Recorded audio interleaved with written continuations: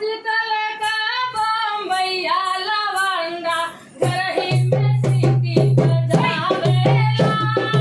आजकल के बम्बैया लवंडा घर ही में सीटी बजावेला।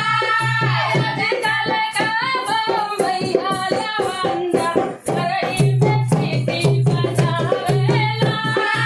आजकल के लवैया लवंडा घर ही में सीटी बजावेला।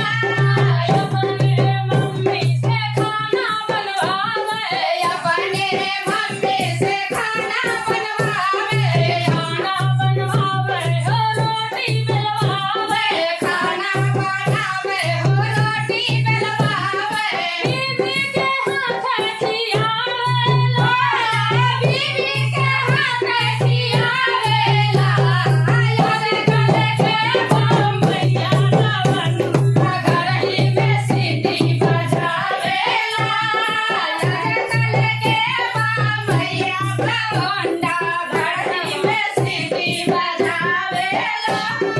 मम्मी से अपने झाड़ू मरावे, मम्मी से अपने झाड़ू मरावे, झाड़ू मरावे हो कचरा उठावे, झाड़ू मरावे हो कचरा उठावे।